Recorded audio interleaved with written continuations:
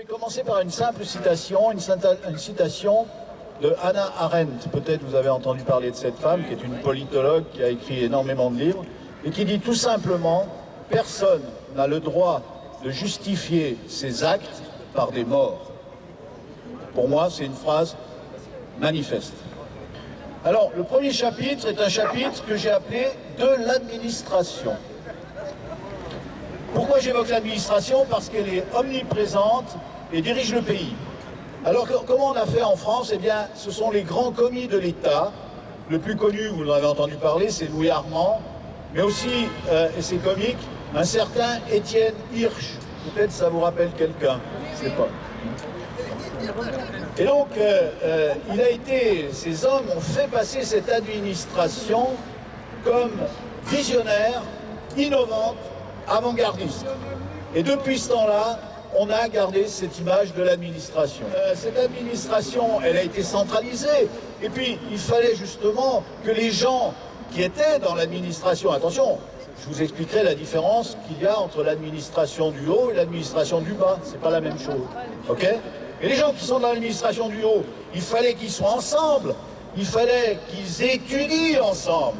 Et donc, il a été créé l'IEP, que vous connaissez plutôt sous le nom de Sciences Po, et bien évidemment l'ENA, et donc tous ces hommes et ces femmes sont formatés depuis 1946 pour parler le même langage. Mais est-ce que c'est le langage du bon sens? Non. Je me pose encore la question.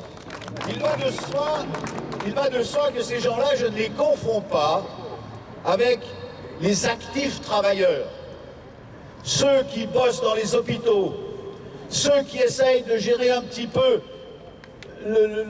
la sécurité des autres, ceux qui essayent d'enseigner, ceux-là sont des actifs travailleurs et je les salue. Bravo. Bravo. Chapitre 2. Rassurez-vous, je n'ai que 36 chapitres. De la médecine.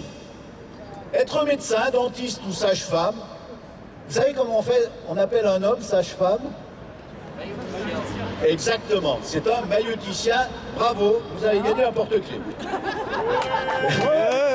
Ces trois professions médicales sont soumises totalement au pouvoir administratif.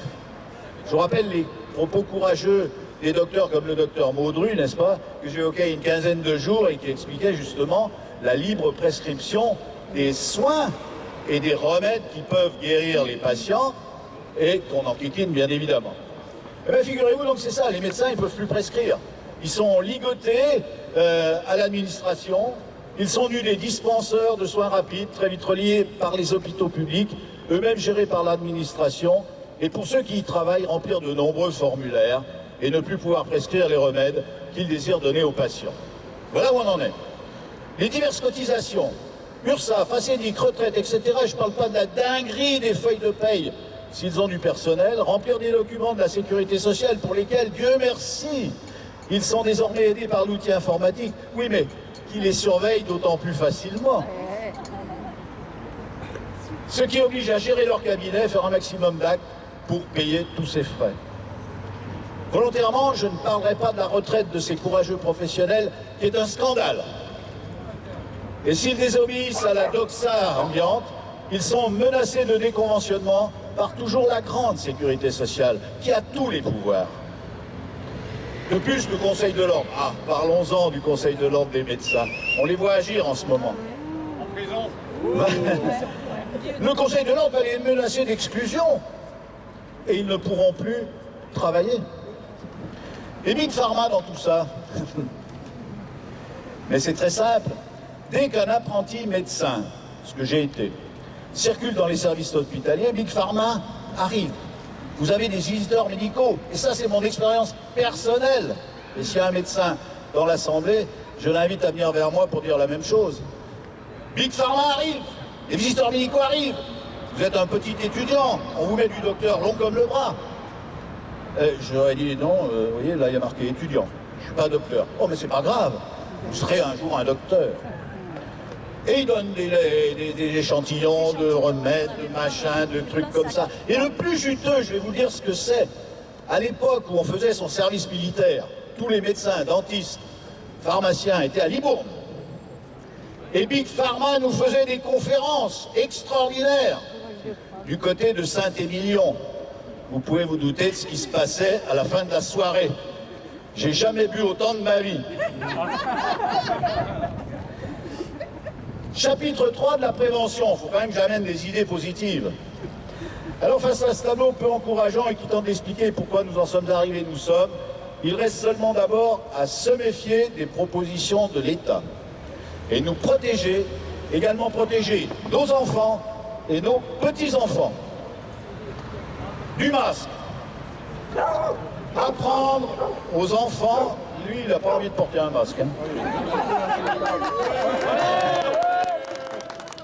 Apprendre aux enfants et même aux adultes à respirer sous le masque.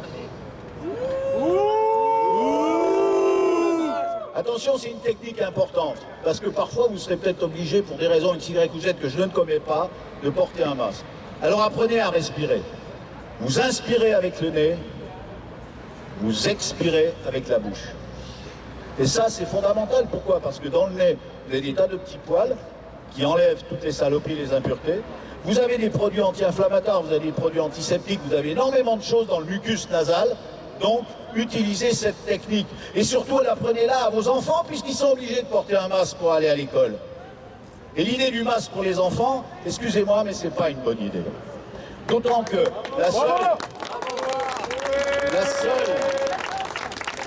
le seul rempart, si vous voulez, face à cet étouffement créé par le masque, c'est notre appendice nasal, qui nous permet de projeter le nez légèrement en avant et d'avoir des entrées sur les côtés.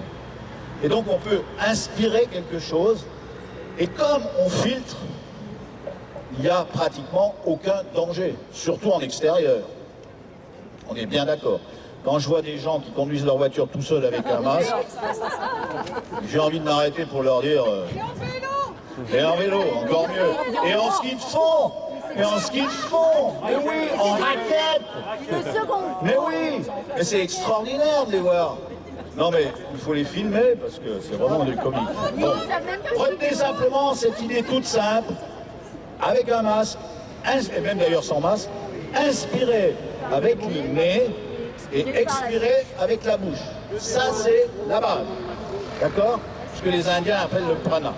Alors l'aération, je vous ai déjà dit la fois dernière, ou il y a 15 jours, je ne sais plus, ou 3 semaines, ou un mois, j'en sais rien, aérer vos locaux, professionnels, privés.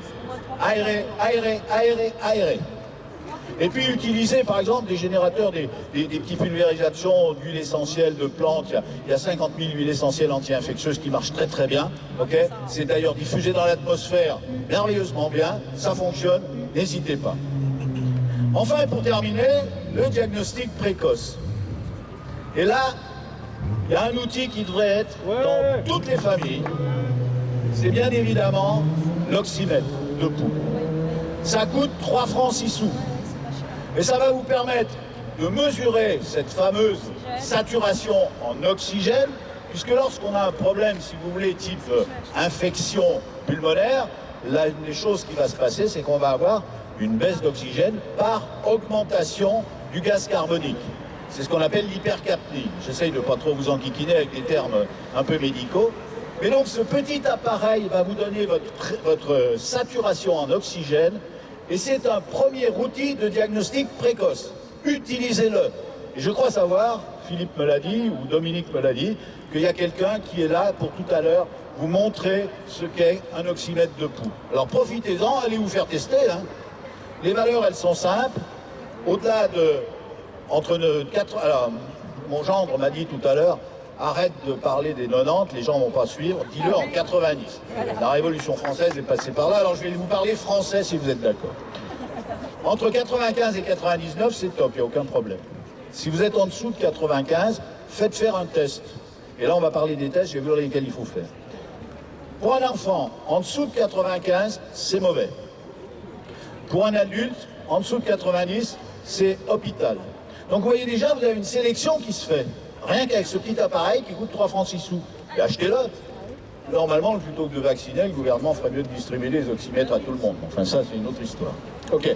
Retenez enfin, pour terminer, que chez un enfant, si vous observez les signes suivants, une augmentation de la pression. Hein, on a tous des petits appareils à pression tout simples. Si on voit que l'enfant s'agite anormalement, s'il présente des pics de chaleur, s'il transpire, s'il a mal à la tête, s'il décrit un peu une oppression thoracique, méfiez-vous. Occupez-vous de votre gamin. Et il y a une chose vachement intéressante à faire, c'est de mesurer avec l'oxymètre avant qu'il aille à l'école et après quand il rentre de l'école. Et vous verrez la différence. Et là, vous avez un argument massu pour dire que le masque est un problème pour les enfants. C'est tout simple. Alors le test PCR, c'est un test bactériologique. Ce n'est pas un test viral.